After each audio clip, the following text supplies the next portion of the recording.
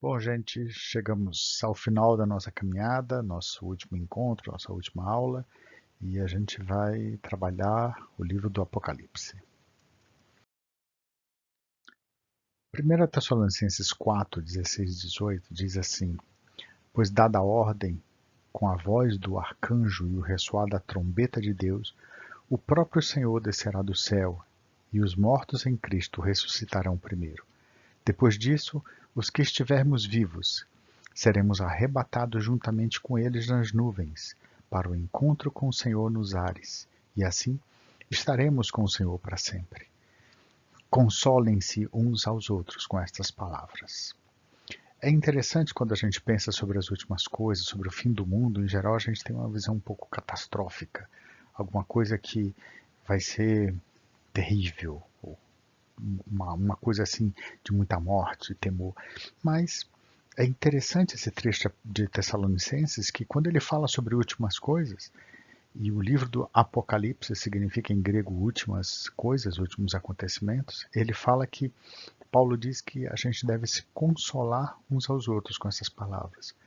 Porque o propósito do livro do Apocalipse é nos aproximar de Deus. Além disso, ele deve levar a que nós desenvolvamos uma fé mais comprometida com ele, sabendo que a gente tem uma esperança que não é vazia, uma esperança verdadeira num Senhor que virá nos buscar com toda certeza. E você, tem medo do Apocalipse? Vamos falar um pouquinho sobre o livro, a estrutura. Foi escrito por João, o apóstolo, mesmo que escreveu o Evangelho de João e as 3 epístolas de João, e ele escreveu ele é o escritor do Novo Testamento, o segundo maior em número de livros, tá? Então a gente só perde para Paulo, que escreveu muito ele. É interessante que esse livro não usou amanauenses, né? O que são esses? São escritores contratados, que você dita e ele escreve, uma espécie de secretário. Paulo usou algumas vezes, Pedro usou todas as vezes, mas João não fez isso. Ele escreveu o livro do Apocalipse inteiro de próprio punho. Ele fez isso quando ele estava exilado na ilha de Patmos, perseguido pelo Império Romano, e ele foi exilado até a morte dele lá. A teoria mais aceita é que o Apocalipse foi escrito por João mesmo, durante o período de Domiciano, finalzinho, entre 81 e 96 depois de Cristo, quando ele estava governando.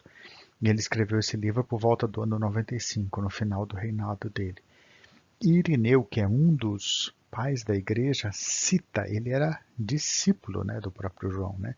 Então assim, e ele cita esse livro nos escritos dele. Então a gente pode ver que ele é autenticamente um livro canônico, um livro reconhecido pela igreja e um livro que foi escrito pelo próprio apóstolo João. Como é que a gente interpreta o Apocalipse, né? A gente é um livro diferente dos demais, né?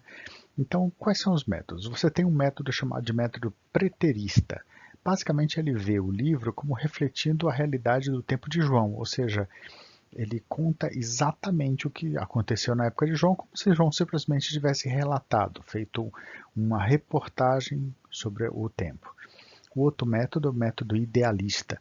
Ele enxerga o livro como um quadro simbólico de um conflito cósmico-espiritual entre o reino de Deus e as forças do mal.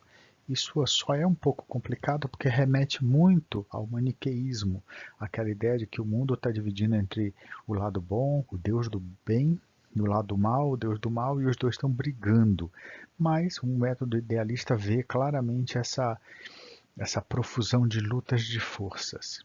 Existe o método histórico, que tenta encontrar na história da igreja os fatos mostrados no Apocalipse. Então, pega algumas, diz assim, os fatos que estão lá não são exatamente aqueles, eles apontam para um período. Então, tem a igreja primitiva, depois tem a igreja da Idade Média, depois tem a igreja reformada e por aí vai até o tempo de hoje.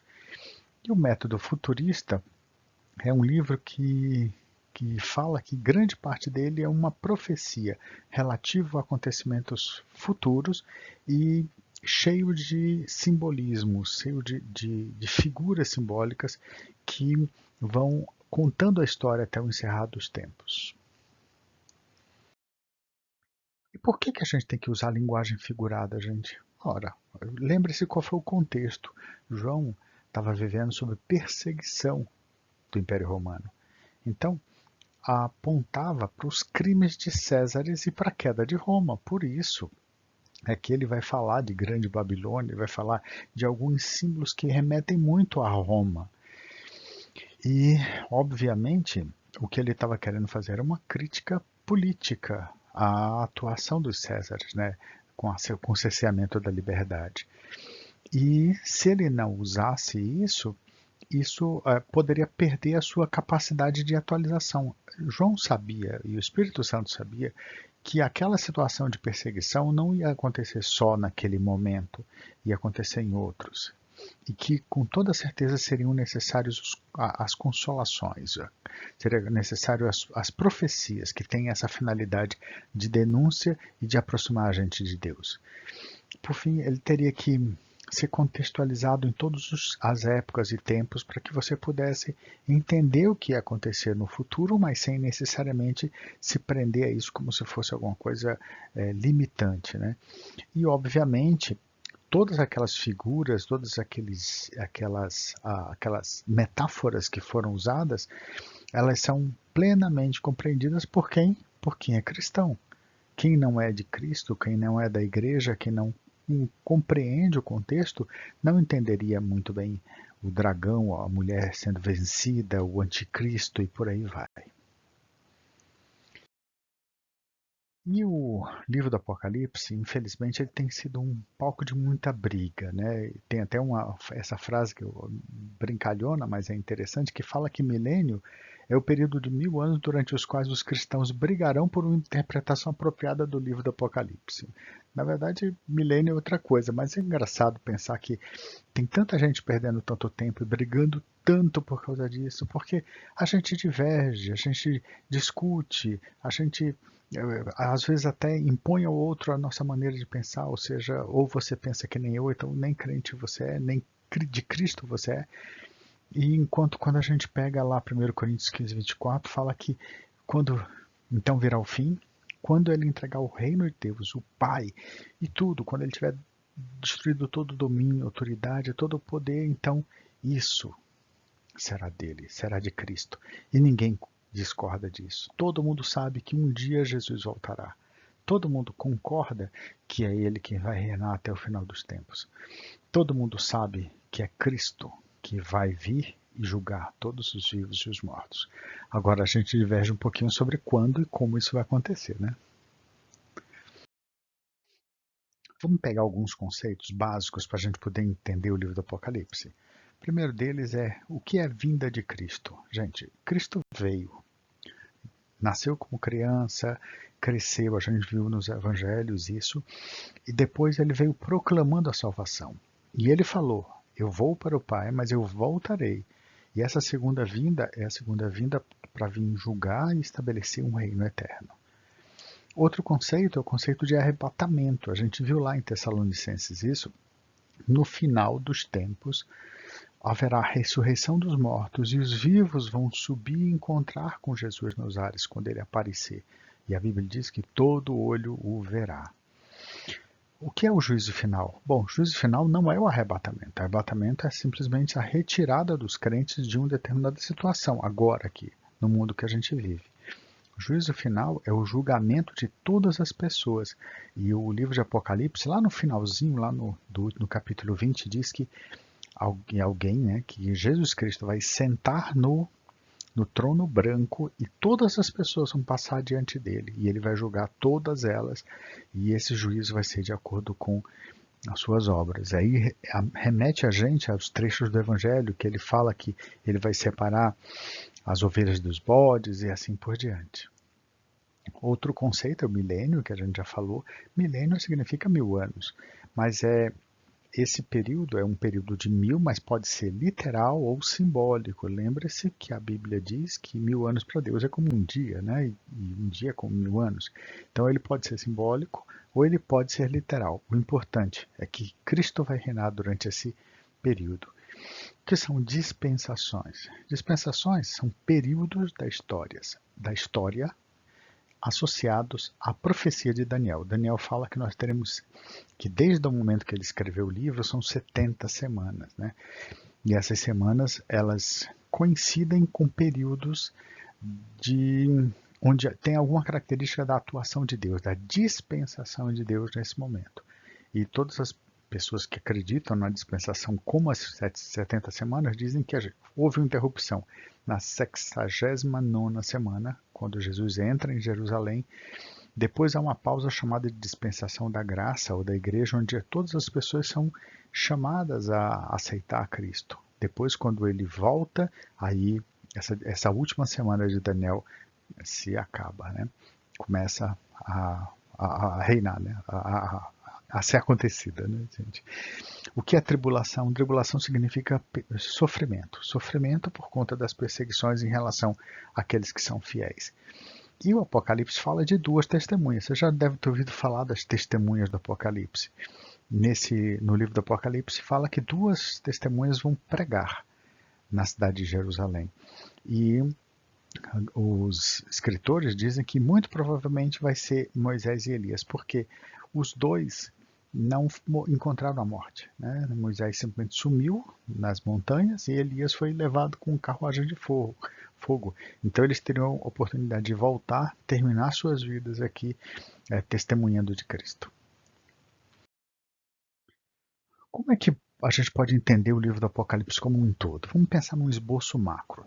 Pense assim, 3 blocos. O primeiro é um prólogo, que está só no capítulo 1, onde ele passa pelo título, né, fala que ele é João, que ele é o apóstolo, que estava na ilha de Patmos e teve uma visão, faz saudação à igreja, faz um anúncio de que ele vai escrever aquilo lá, tem uma cristofania, ou seja, ele tem uma exaltação a Cristo e depois acaba o primeiro capítulo. Depois você tem um bloco, que é o capítulo 2 e 3, que são as coisas que são, ou seja, as coisas que acontecem, que são palpáveis. E ele escreve 7 cartas, uma a cada igreja da Ásia Menor. Depois do capítulo 4 até o final são as coisas que serão. Vamos estudar isso um por um para a gente ver com detalhes, tá bom? Então vamos começar com as coisas que são. Então a gente tem Éfeso, era a igreja diligente, mas sem amor. E a Bíblia diz que Éfeso os fiéis dele terão direito de comer a árvore da vida. Depois eu tenho Esmirna, que foi ameaçada, mas era leal. E Esmirna não sofrerá a segunda morte. Porque a primeira morte é a morte física, mas a segunda morte é a morte espiritual.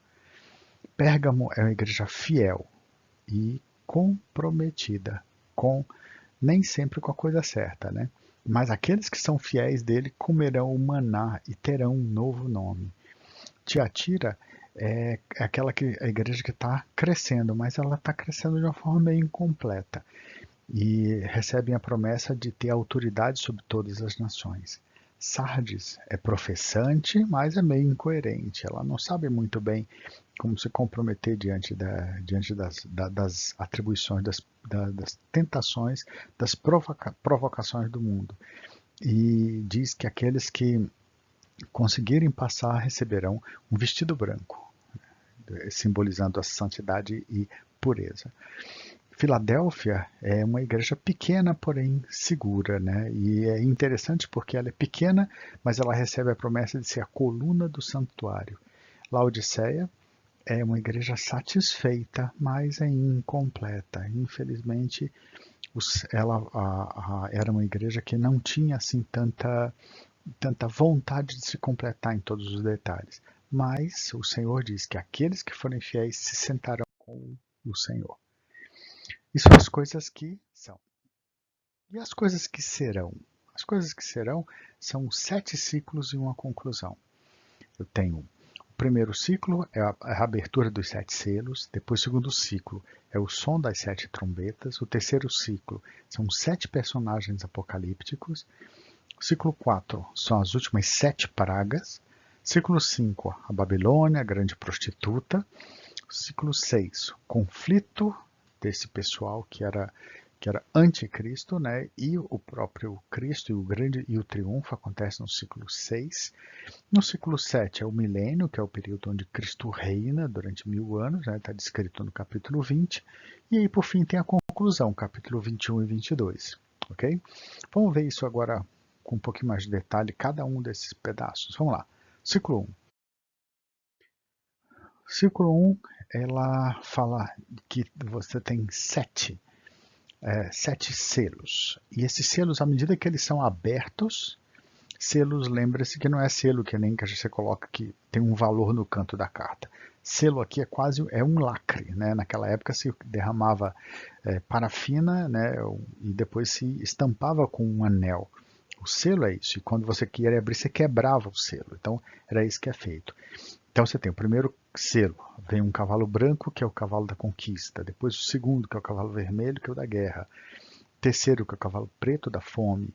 O quarto, que é o cavalo amarelo, que simboliza a peste, né? Que vai vir, vai destruir toda a população. Aí no 5, os mártires, aquelas pessoas serão perseguidas e vão ser martirizadas.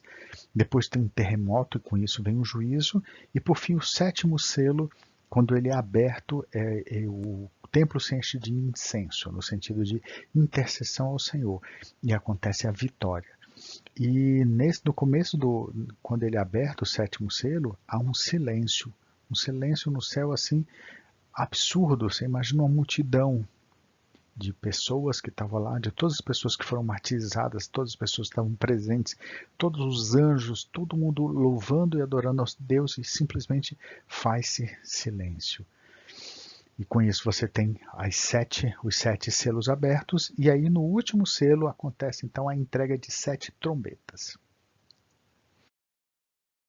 No ciclo 2 a gente tem as trombetas, as 7 trombetas. A primeira trombeta, uma tormenta de enxofre que atinge um terço da terra e tudo, árvore e erva verde, tudo, um terço é morto.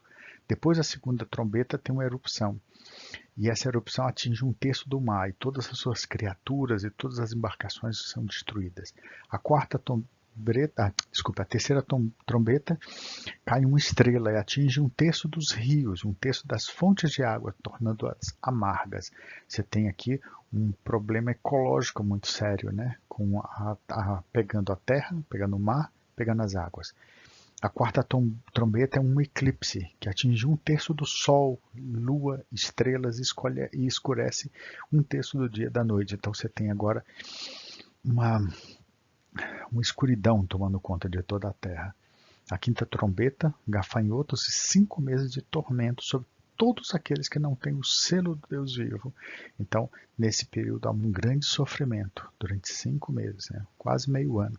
A sexta trombeta, os anjos fazem guerra com 200 milhões de soldados e matará um terço dos habitantes da terra. E aí há uma pausa. Aí, durante essa pausa você tem os anjos e os 7 trovões, o livrinho que é dito para o João comer esse livro, e ele na boca ele é doce, mas depois ele fica amargo. Depois a medição do templo, ele pede uma vara para medir o templo, no sentido de que Deus está medindo e cuidando.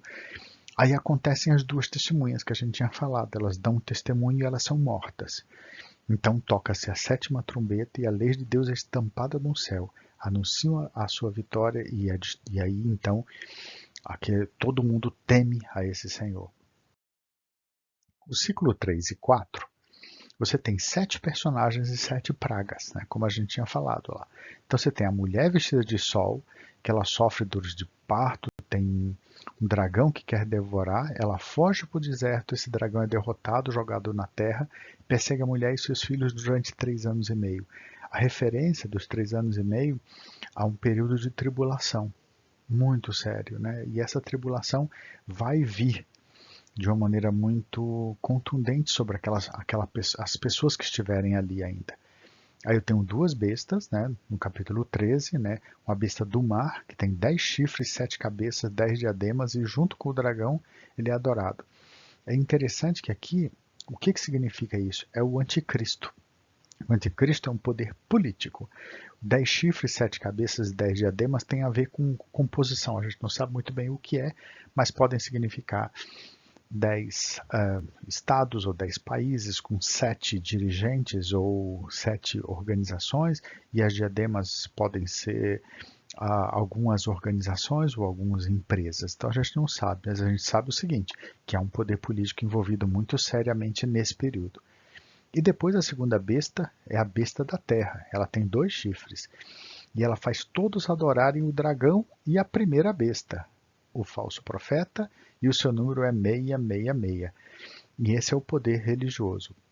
Interessante, né, que a gente normalmente fala de besta como se fosse uma só, mas são 2.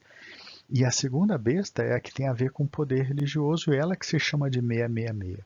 É a besta que faz com que o falso profeta seja adorado, né?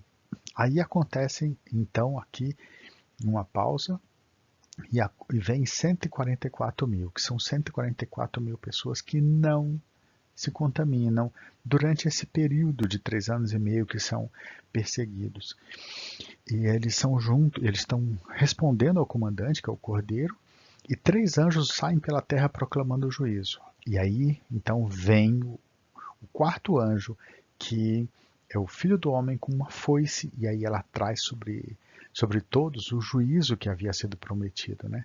O 5º e o 6º anjo trazem cachos de uvas, e as uvas simbolizam o sofrimento ao mesmo tempo que simbolizam a alegria.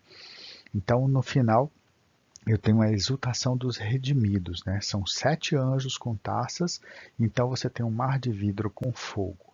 É interessante que mar é um simbolismo normalmente usado na Bíblia quando se refere a gentios, ou seja, com aqueles que não são judeus. Então, acredita-se, né, que, fazendo a interpretação, que você vai ter uma junção aqui do povo judeu com o povo gentil, e aqueles que forem fiéis vão ser então nivelados, né, vão ser trazidos à presença. O ciclo 5, 6 e o 7 é aqui a derrocada de todos os inimigos. Então, a mulher montada na besta, então ela é derrotada. Então você tem a água, lembra da ideia do mar, que tem a ver com gentio, multidão e nações e línguas, né, no versículo 15, e aí tem um apontamento que mostra Roma. Roma, lembre-se que Roma naquela época era o poder político e religioso da época, e perseguiam os cristãos. No capítulo 18 você tem a queda da Babilônia. E aí, a queda da Babilônia cessam as diversões, negócios e a vida doméstica. E aí toda aquela coisa que estava sendo tão cultivada na grande Babilônia, ela é simplesmente cessado, porque o sofrimento agora vai ser terrível. No capítulo 19 você tem as bodas do Cordeiro. E é interessante, eu tenho aqui um coro cantando o casamento de Cristo com a igreja, mostrando aqui de forma simbólica que Cristo está comprometido com as pessoas e com a sua igreja. Aí faz uma pausa. É interessante isso. O livro do Apocalipse é cheio de vez em quando ele pausa, faz silêncio, tem uma pausa, e aí vem os anjos, tem uma pausa, e você tem uma reflexão. Aqui é interessante. Faz uma pausa depois da boda do Cordeiro, né, do casamento. Aí você tem então o guerreiro vencedor.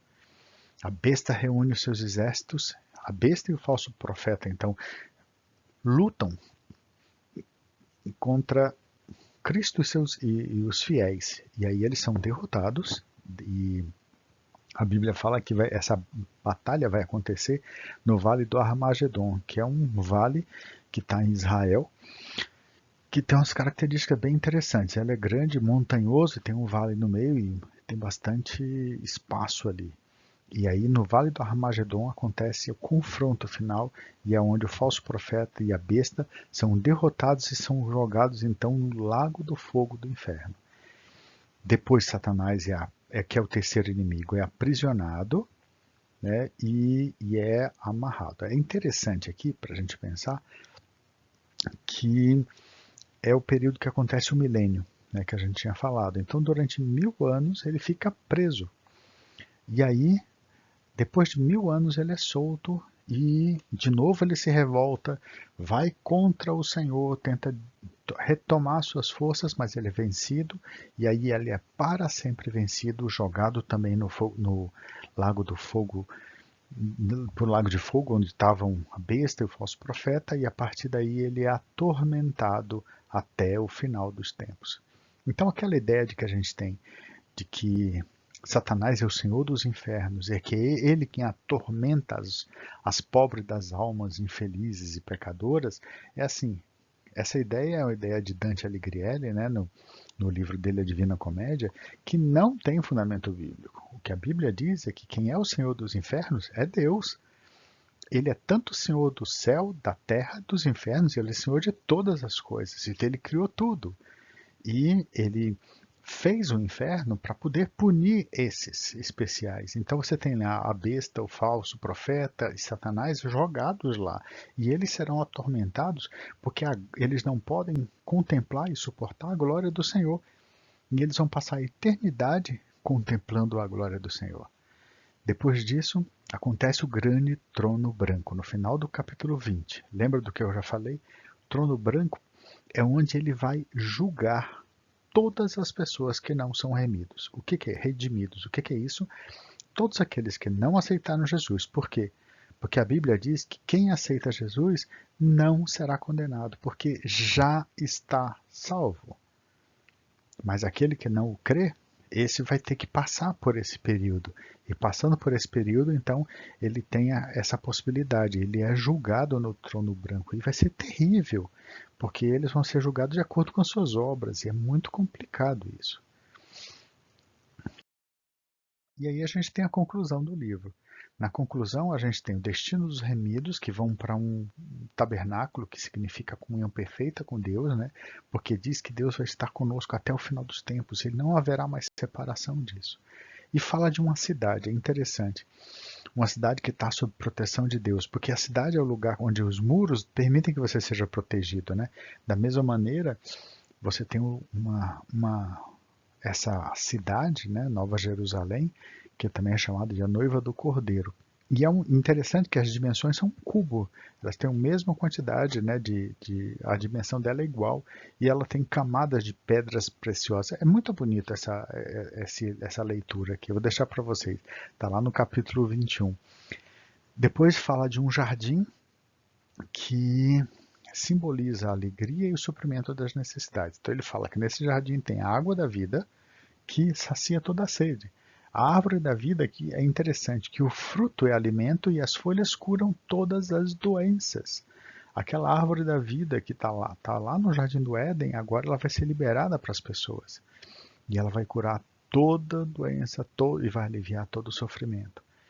Depois, a luz ela é iluminada pela glória do próprio Deus. Olha que coisa linda. Não precisa de sol, porque eu tenho Deus. A luz divina do Senhor me ilumina. Então a gente tem um sentido espiritual muito bonito aqui.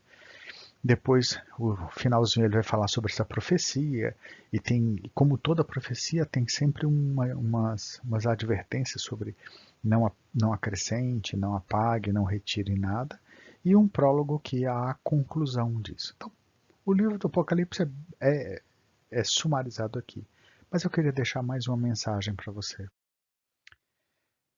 É assim que ele termina. Ele fala: aquele que dá testemunho dessas coisas diz: sim, vem em breve. Amém. Vem, Senhor Jesus. O que deve motivar o nosso coração quando a gente lê o livro do Apocalipse é mais do que ficar curioso em relação à fantasia, é se colocar na disposição desse Deus maravilhoso e dizer: Senhor, eu preciso do teu alívio. Vem e completa a minha existência, dá o significado puro e total para a minha vida. Chegamos ao fim, gente. Que Deus abençoe muito a tua vida e lembre-se, tudo isso que a gente caminhou até aqui teve uma única finalidade: explicar para você bem por cima o Novo Testamento inteiro, querendo que você se desperte e tenha curiosidade para lê-lo, meditar, beber das suas águas e, acima de tudo, ter esse Jesus maravilhoso na sua vida. Eu espero que você tenha curtido tanto quanto a gente aqui e que Deus abençoe a tua vida. Amém.